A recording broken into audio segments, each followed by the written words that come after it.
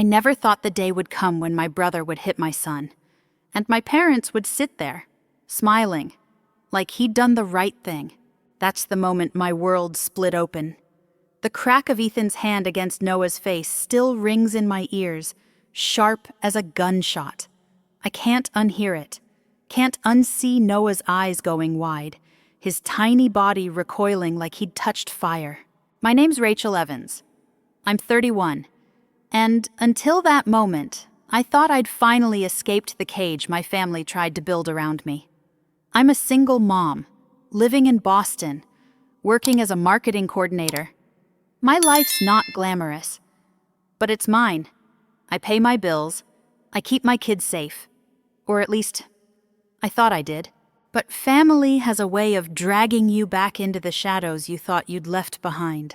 I grew up in a house where love felt more like performance than comfort. My father, Richard Evans, is a partner at one of Boston's top law firms, known for slicing people to pieces in court with nothing but words. At home, he was no different. Discipline was his religion, and silence was how we worshipped.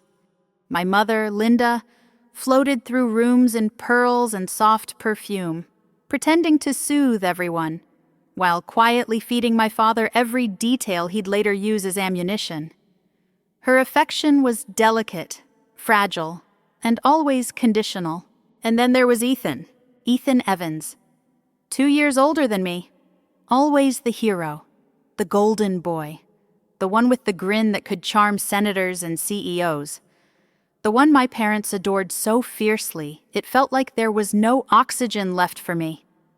Ethan, Vice President of Sales at Andover Investments in New York. Handsome, successful, worshipped for his hustle and ambition. Growing up, the chorus was constant. Why can't you be more like your brother? Because I wasn't him.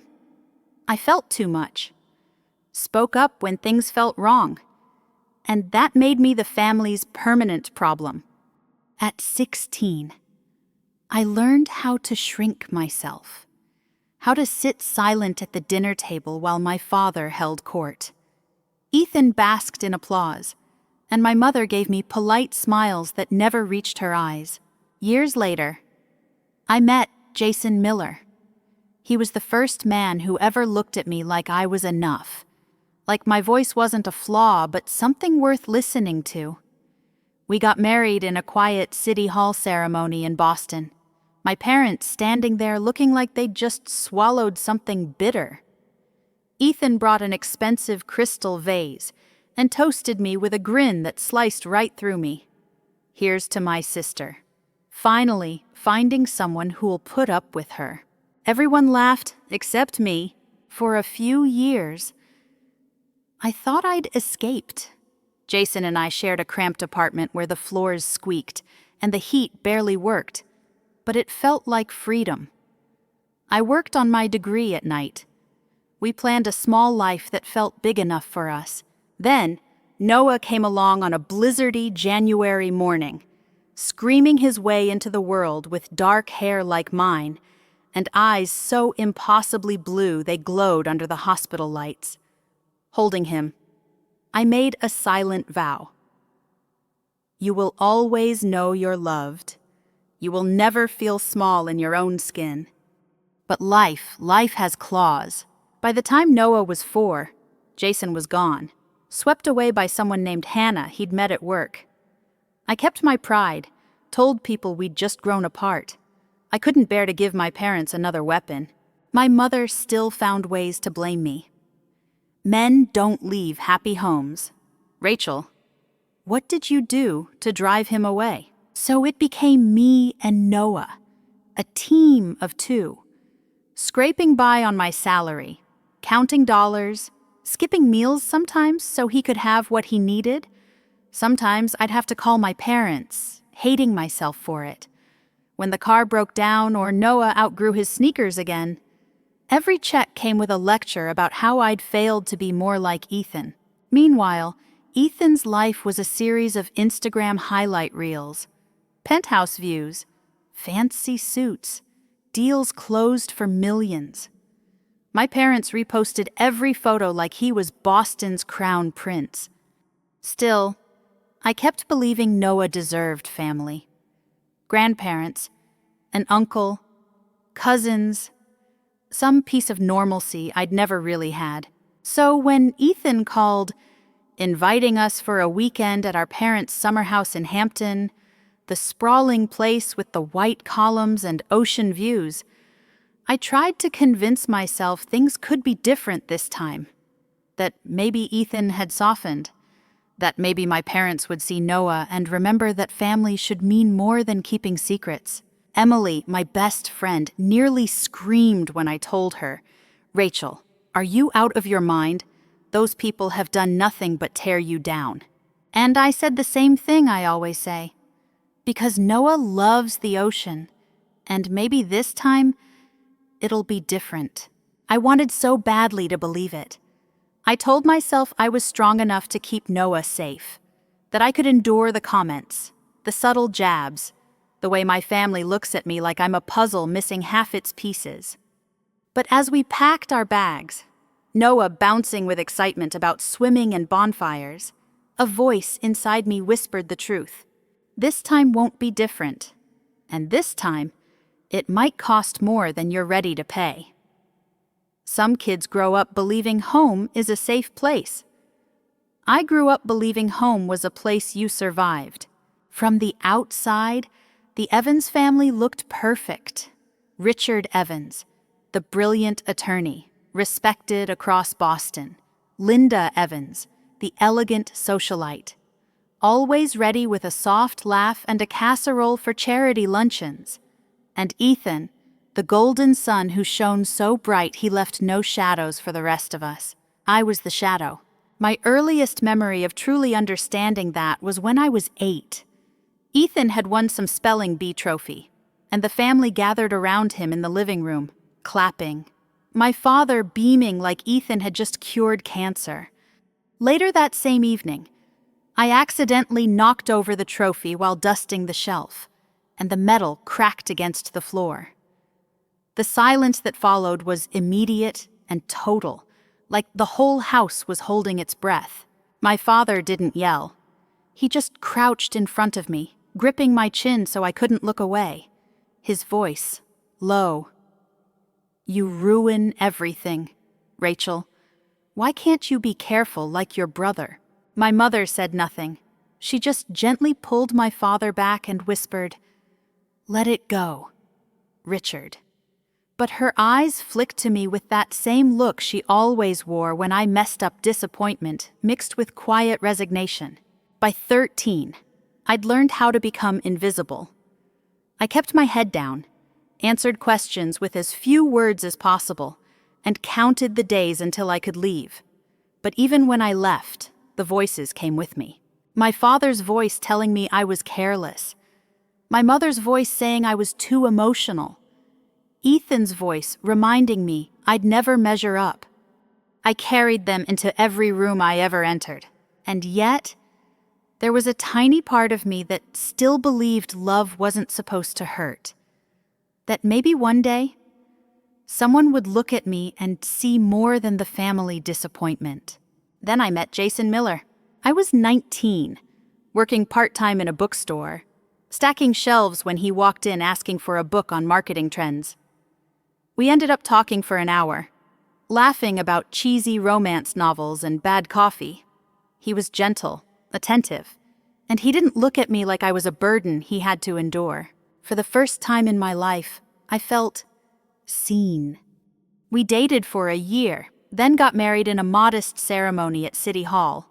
I wore a simple knee-length dress and carried white daisies.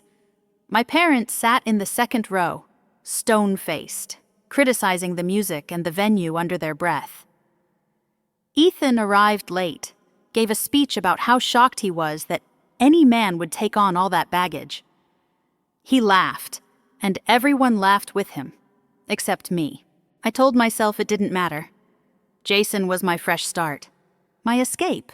For a while, it almost worked. Jason and I rented a tiny place in South Boston with chipped paint on the walls and neighbors who argued loud enough to hear through thin plaster. I went back to school at night, determined to finish my degree. Jason held me close when the doubts crept in. And then Noah came along, a 7-pound, 6-ounce miracle with a shock of dark hair and bright blue eyes that seemed to see right through me. The second he was placed in my arms, I felt my heart stretch wider than it had ever gone. I whispered into his tiny ear, "You will never have to earn my love." But happiness can be fragile, and freedom even more so. When Noah was 3, Jason started working late. The warmth that had once radiated between us cooled into polite distance. One night, I found his phone unlocked on the kitchen counter. A string of texts scrolled across the screen from someone named Hannah, emojis, inside jokes, secret plans. When I confronted him, he didn't even deny it. He just stared at me with dead eyes and said, "I'm not happy anymore. Rachel, I can't do this." By Noah's 4th birthday, Jason was gone, leaving behind an empty closet and a note that said, "I'm sorry, but I have to live my truth." I didn't tell my parents the real reason. I couldn't give them that satisfaction. Instead, I told them. We grew apart. But my mother still managed to slide the blade between my ribs. Men don't leave happy homes. Rachel, you must have pushed him away. And my father, he just sighed, like my life was some courtroom case he'd finally decided wasn't worth winning. I hope this doesn't become your pattern. So it was me and Noah, trying to make life work. Rent, groceries, daycare. I learned how to stretch a paycheck until it screamed. Sometimes, I'd pick up the phone and call my parents, asking for help when the car broke down or Noah needed new shoes. Every time, the money came along with a fresh slice of shame. If only you'd been more focused, like your brother. Maybe you should lower your expectations. Rachel. Meanwhile, Ethan's life sparkled like crystal under a spotlight. Promotions, charity galas, sleek black cars. My parents reposted every article about him like he was Boston royalty. But there's something I've come to understand about golden children. Sometimes their shine blinds everyone around them to the cracks in their foundation. Despite everything, I kept clinging to this dream that Noah deserved a family, grandparents, an uncle, cousins to chase around on summer lawns. So when the invitation came for a weekend at the Hampton house, I tried to silence the voice inside me that whispered, "They'll never love you the way they love him." I packed our bags, telling myself I could handle it, that I was stronger now, that Noah would never feel as small as I once did. But in my chest, my heart was already pounding a warning. This story was never going to end any other way. The Hampton house looked like something out of a magazine spread.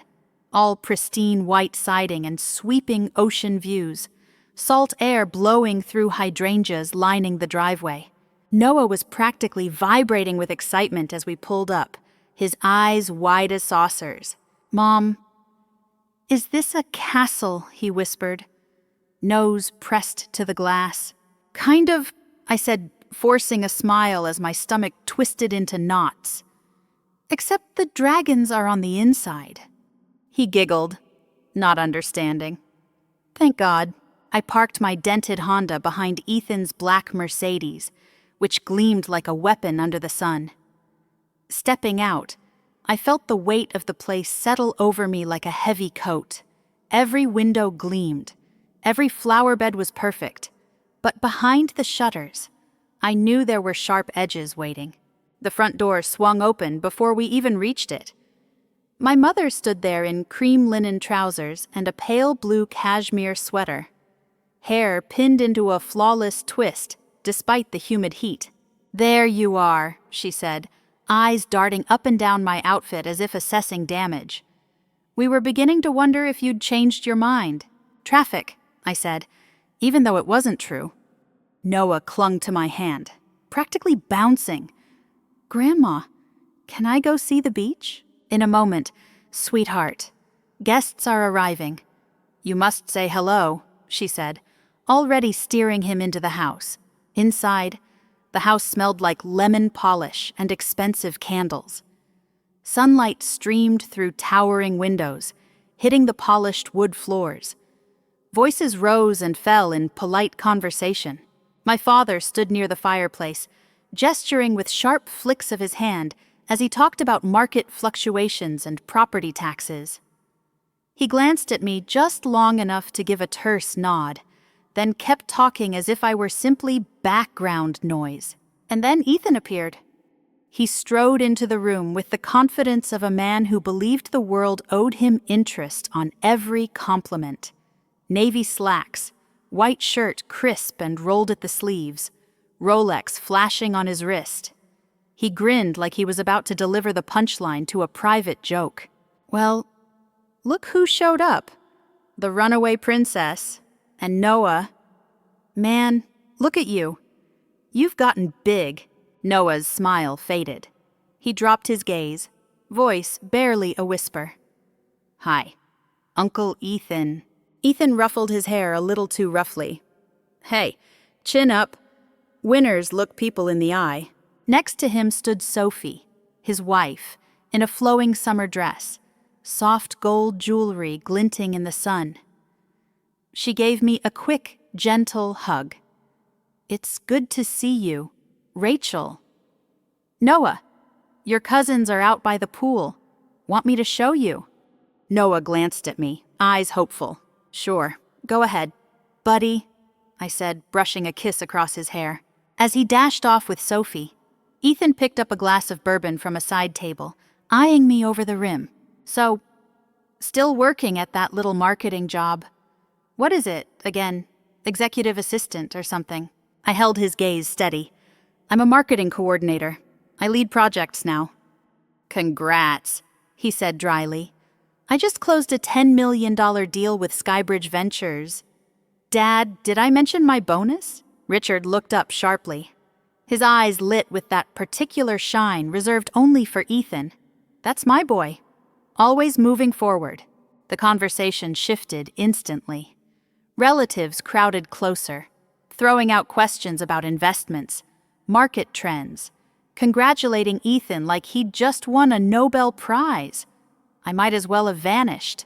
I drifted toward the kitchen, hoping to escape. But Aunt Karen intercepted me with her glass of Chardonnay. "Rachel, I hear things have been difficult since your divorce. We have an opening in the mailroom at my company. It's not glamorous, but sometimes we have to accept our limitations." "I'm fine, Aunt Karen," I said evenly. "I just finished leading a major campaign at work."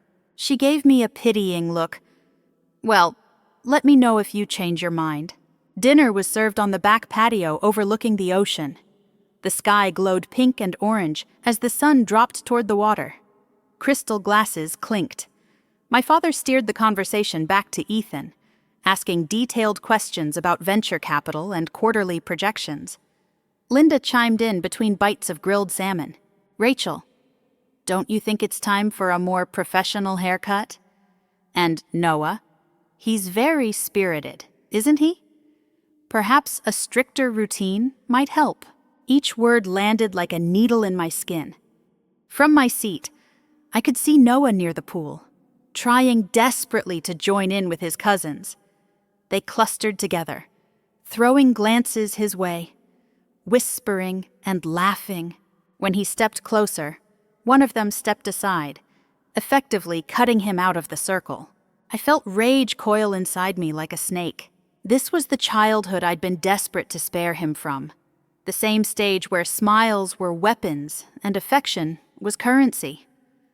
I'd promised myself he'd never feel small, never wonder what he'd done wrong to deserve being left out. But watching him stand alone in that yard, eyes flicking between his laughing cousins, I felt the truth rising like bile. I'd brought him right into the same cage I'd spent my entire life trying to escape. And deep inside, The voice I'd spent decades trying to silence whispered, "This is only the beginning, and it's going to get worse." Morning sunlight slanted across the polished floors like gold bars as I stepped into the great room. Noah's small hand curled around mine. He was practically skipping beside me, humming under his breath, already dressed in his favorite Avengers t-shirt, hair still damp from his shower. I'd barely slept. My brain had been on a cruel loop, replaying every sideways comment from the night before. Ethan's voice echoing in my head, my father's polite dismissals, my mother's eyes scanning me like I was a stain on her linen tablecloth. But for Noah, the day was new. He squeezed my hand. "Mommy, do you think Uncle Ethan wants to hear my song today?" My heart twisted. "Let's see how things go." "Okay, buddy." We reached the great room, where the Evans family's version of breakfast was already in full swing. Caterers in black uniforms glided between the tables with trays of waffles, fruit, and endless coffee. My father sat at the head of the main table, newspaper folded in precise quarters beside his plate, dissecting stock portfolios with Uncle Robert. My mother fluttered between guests, touching shoulders, adjusting place settings, offering smiles sharp enough to cut glass. Ethan lounged near the window, glass of bourbon already in his hand, even though it was barely past 9. Sophie sat beside him, shoulders drawn tight, silent as a statue. I murmured, "Good morning," and my mother waved me toward the coffee bar. "Coffee's over there. Rachel?" "Noah."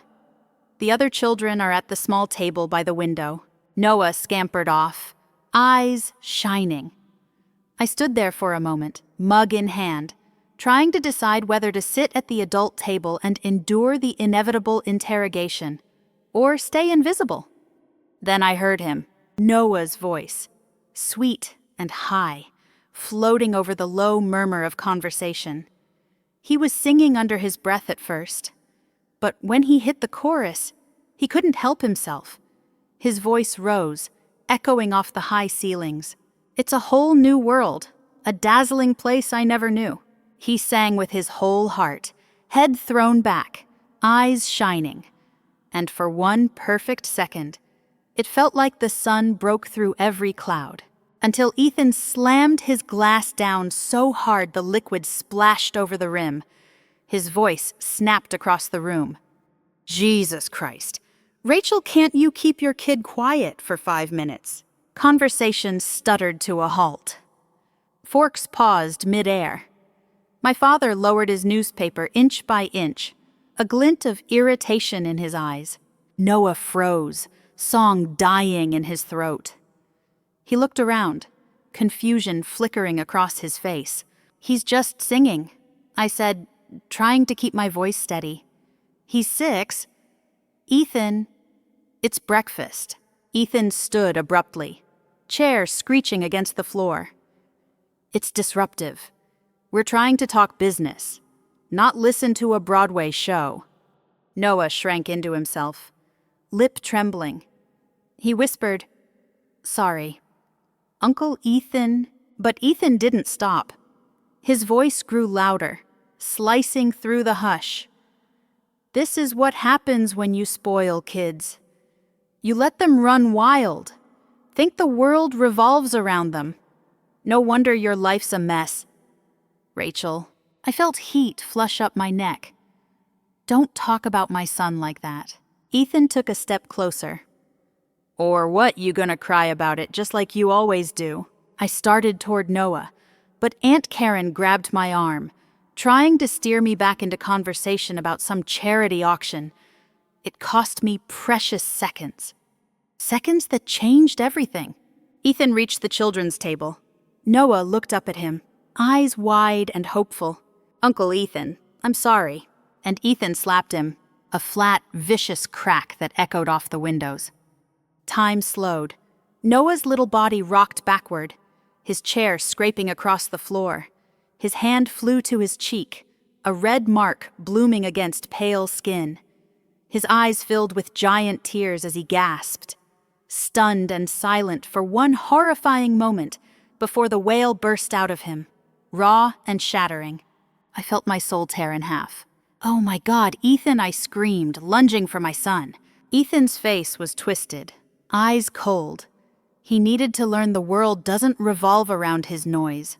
My father's voice cut across my shock, calm as ever. "Boys need discipline. Rachel, maybe if someone had taught you that, you wouldn't have ended up alone." My mother laughed lightly. "Don't be so dramatic. It was hardly a slap." I dropped to my knees beside Noah, scooping him into my arms. He was shaking all over, tears pouring down his face. "Mommy, was I bad? I'm sorry," I sang. My voice cracked as I held him tighter. "No, baby, you're not bad. You're perfect. Uncle Ethan was wrong." Ethan rolled his eyes. "This is why nobody takes you seriously. You can't handle life without falling apart." My eyes burned. "He's 6. Ethan, singing doesn't deserve violence." Ethan sneered.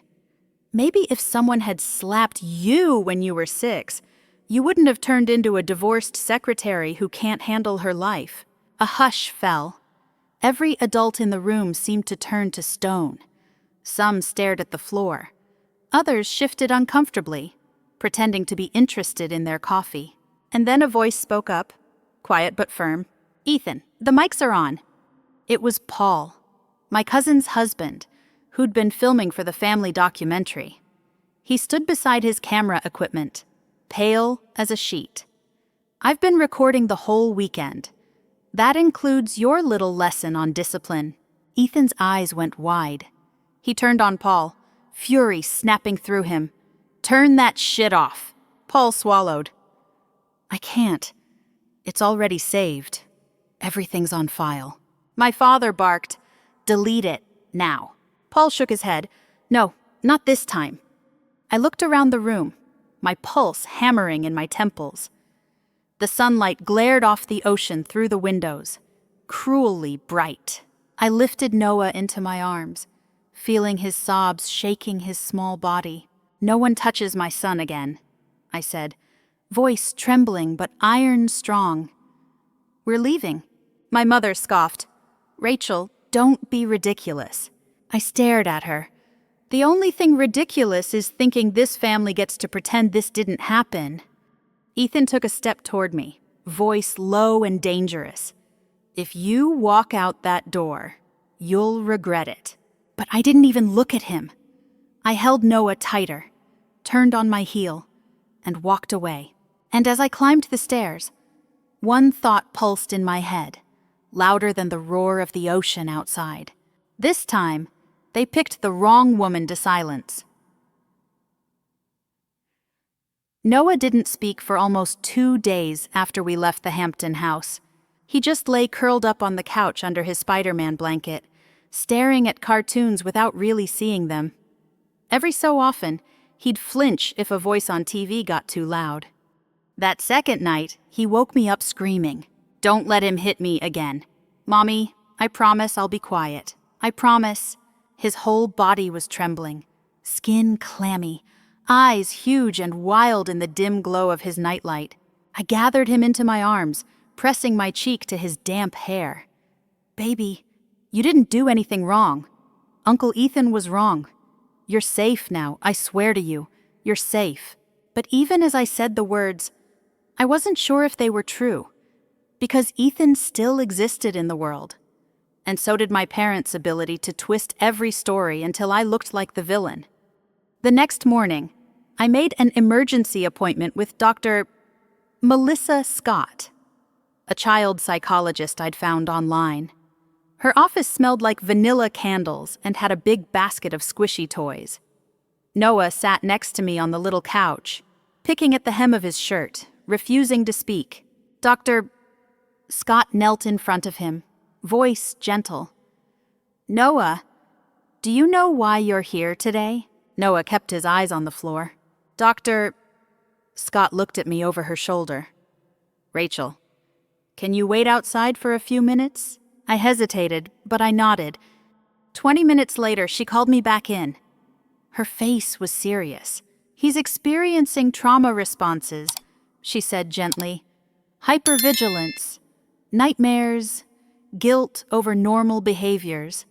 He believes he's to blame. My throat closed up.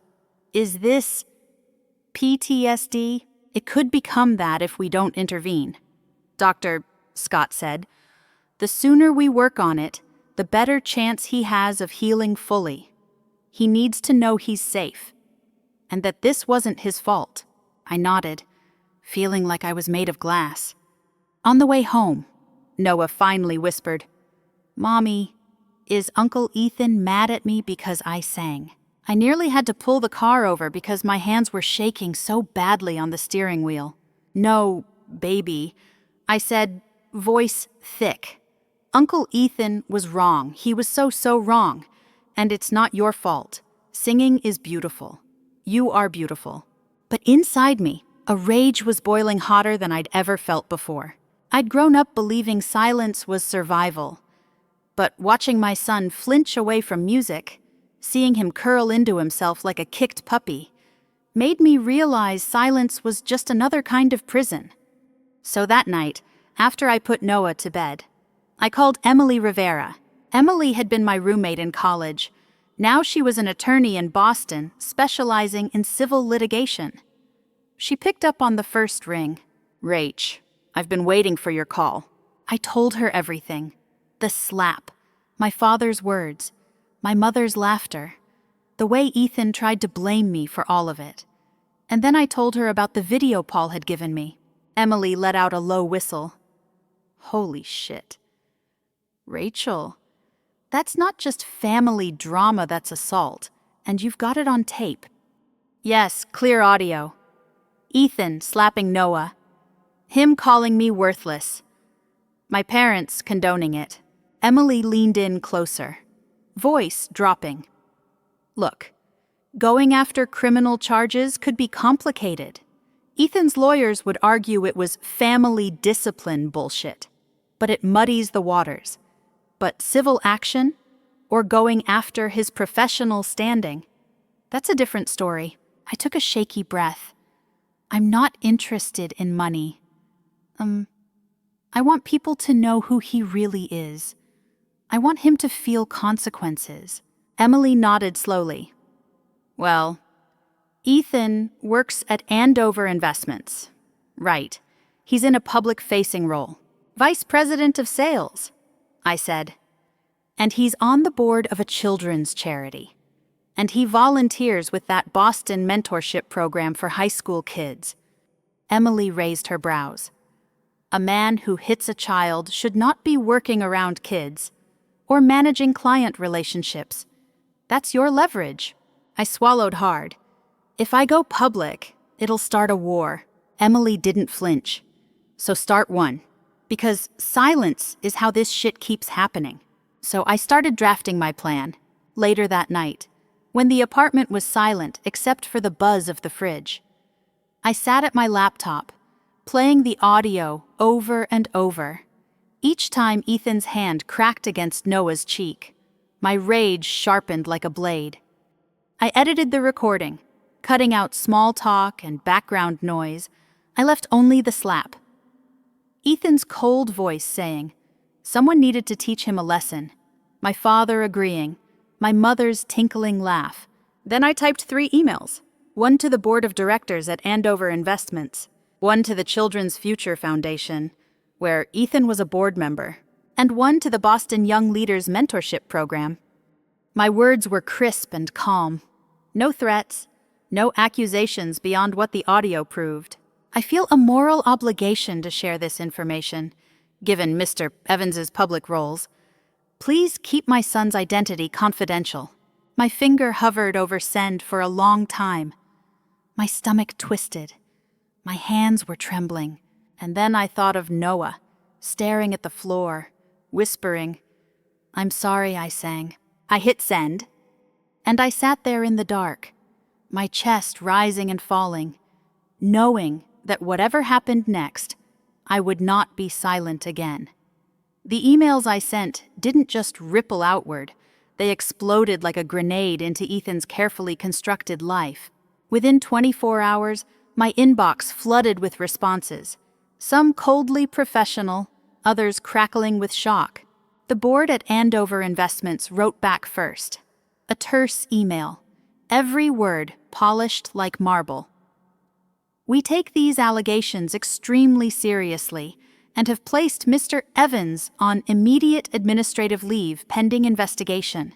The Children's Future Foundation sent a reply in all caps. Thank you for coming forward. We will be removing Mr. Evans from all roles, effective immediately. And the Boston Young Leaders Mentorship Program confirmed Ethan's volunteer status was suspended pending review. The speed was dizzying. One moment, Ethan was the golden boy with the $1 million grin. The next, he was radioactive. But Ethan didn't disappear quietly. He blew up my phone with calls and messages, pinging at all hours of the night. His voice roared in voicemails, filled with venom and panic. You've destroyed me, Rachel. You need to fix this. Now. Don't think I won't sue you for slander. You're unstable, and everyone knows it.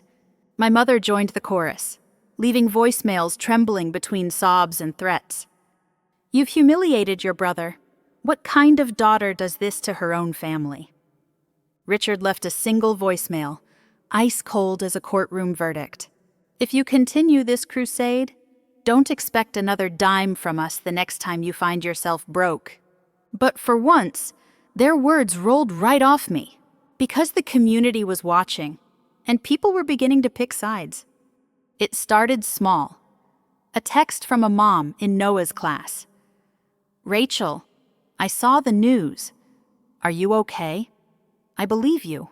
Then came others. Neighbors, old classmates, parents I barely knew. People I hadn't spoken to in years reached out with their own stories. My uncle hit me too, and my family told me I was being dramatic.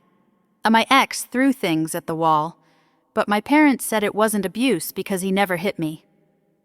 I wish someone had stood up for me the way you're standing up for your son.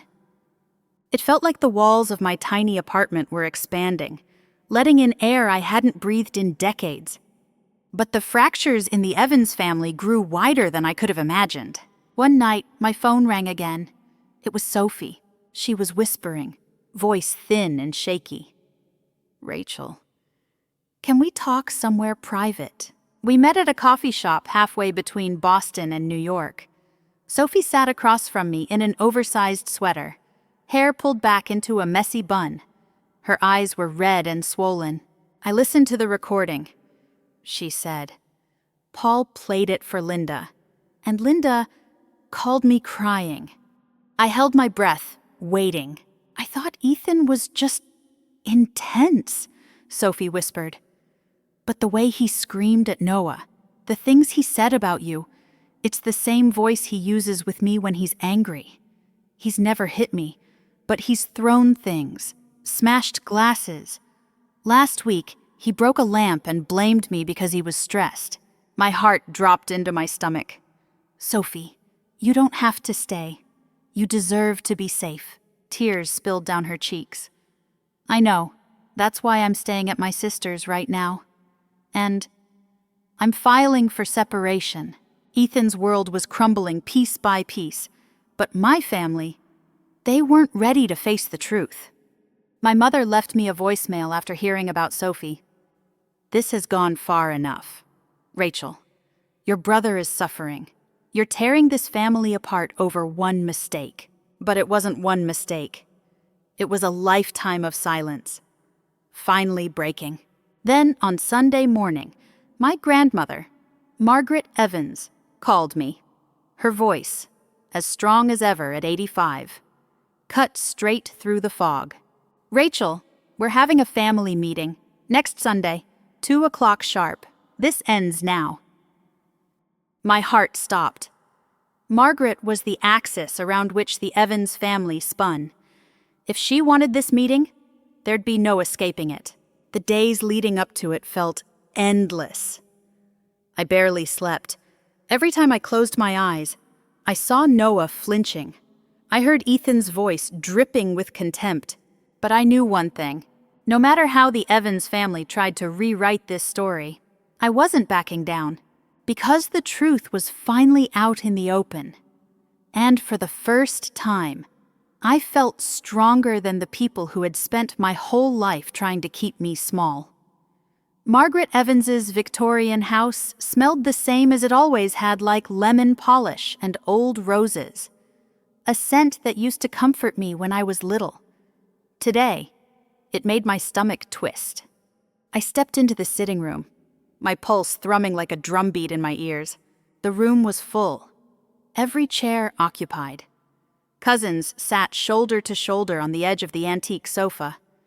Aunts and uncles hovered near the fireplace, pretending to study the delicate figurines on the mantel.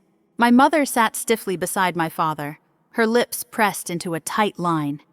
Richard's jaw worked back and forth like he was chewing invisible glass.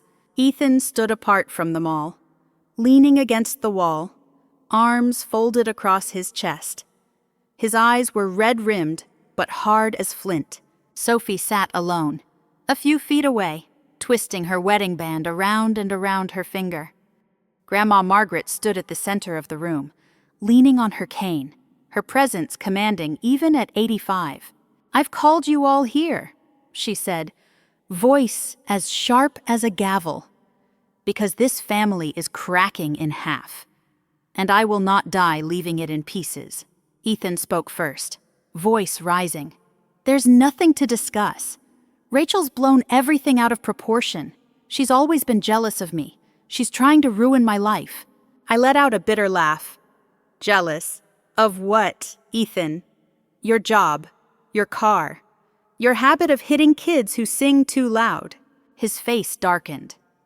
"It was one slap. One. And look what you've done. My job's hanging by a thread. The charity wants nothing to do with me. Clients are pulling deals. People whisper behind my back. I'm a pariah because you couldn't keep your mouth shut." My father cut in, voice low and cold. "Rachel, is destroying your own brother worth it to you? Is this the legacy you want to leave?" My mother dabbed at her eyes. "You're tearing this family apart. Don't you see that?" My voice trembled, but I forced the words out anyway. "No. Ethan tore this family apart the moment he put his hand on my son." The room fell deathly still. Sophie's voice broke the silence. Quiet, but crystal clear. "Ethan, I heard the recording. The way you spoke to Noah, the way you spoke to Rachel. It's the same way you've spoken to me for years. Except until now. I convinced myself it wasn't abuse because you never hit me." Ethan stared at her, like he couldn't recognize the woman in front of him. "Sophie, come on. Don't do this. I never laid a hand on you."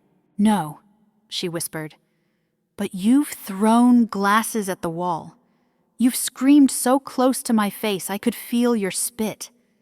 You blamed me for your stress, your career, your failures. I can't pretend anymore. I've filed for separation."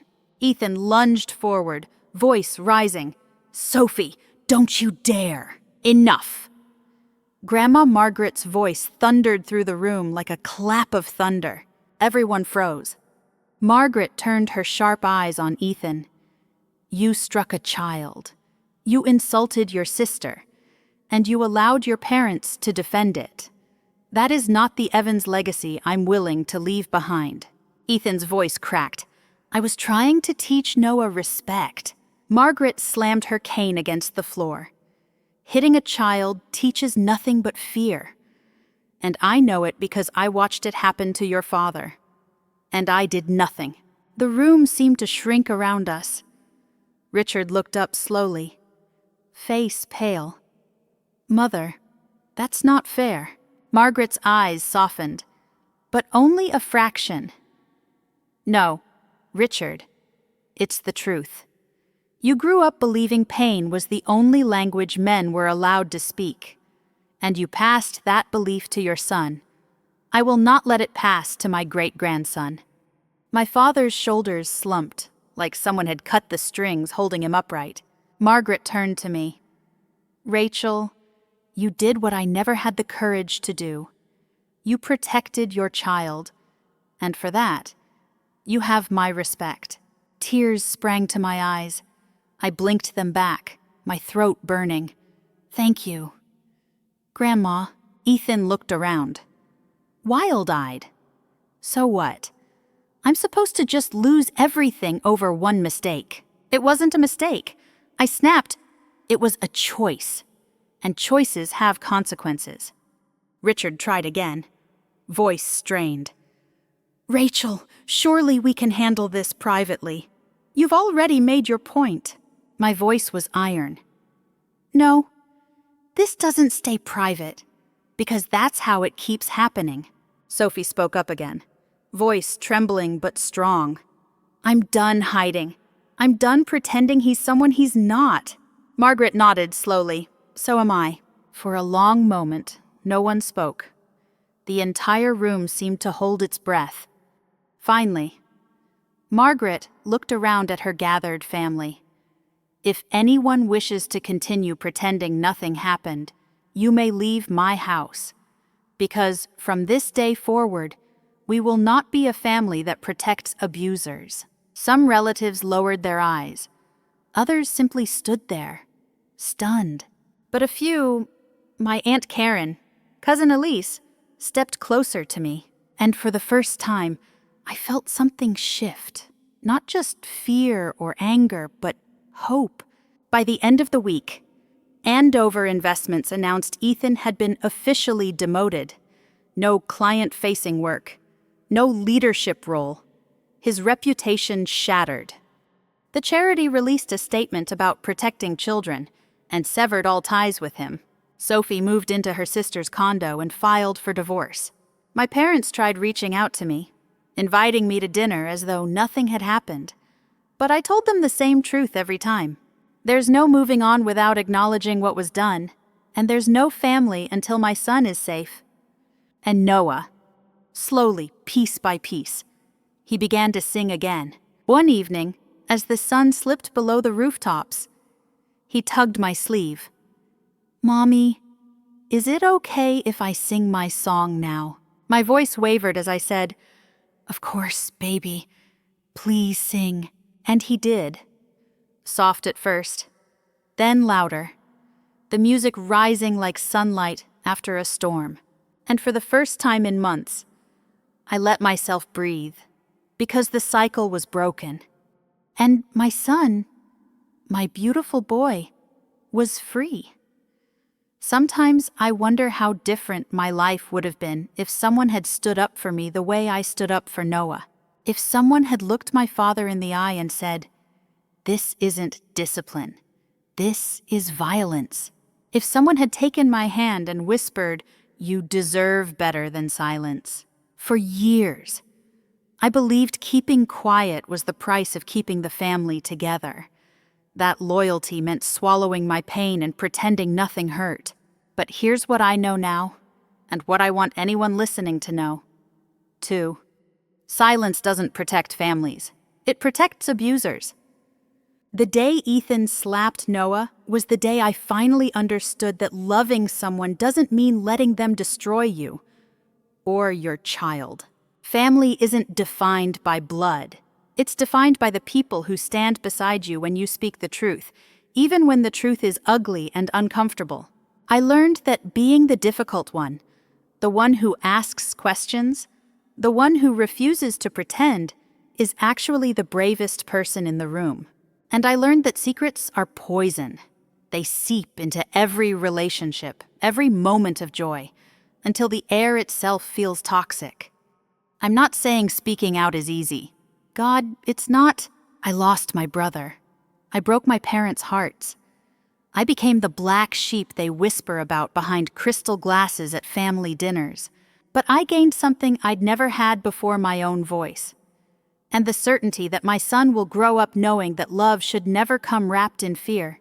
And I've realized the world is filled with people just like me. People who've been told to hush, to stay in line, to keep secrets for the sake of appearances. If that's you, I want you to hear me when I say, it's not your fault. You're not too sensitive. Your memories are real, even if other people try to erase them. You deserve safety. You deserve peace. You deserve to be heard. And if you have children, or nieces and nephews, or students you care about, remember, children remember everything. Even the things adults dismiss as no big deal. Your voice can be the one that breaks the cycle. One person choosing the truth can change an entire family's story. The cost of silence is too high. It's paid in nightmares and shame, and the voices of children who learn that love is something that hurts. Noah sings again now. He dances around our living room, belting out Disney songs like his heart can't hold the music inside. And every time I hear him, I think that's the sound of freedom. So I'm asking you, have you ever had to choose between protecting your peace and protecting someone else's secrets? Did you ever stay silent because speaking up felt too dangerous, or because you thought no one would believe you? If you have, know that you're not alone. And know this, it's never too late to stand in your truth. Because one voice, your voice might be the very thing that saves someone else. If this story touched something in you, if it reminds you of your own family, I invite you to share your story, or simply let this one remind you that silence is not safety, and that you and your children deserve so much more. Thank you for listening. Thank you for being brave. And remember, your voice matters, and it's powerful enough to change everything.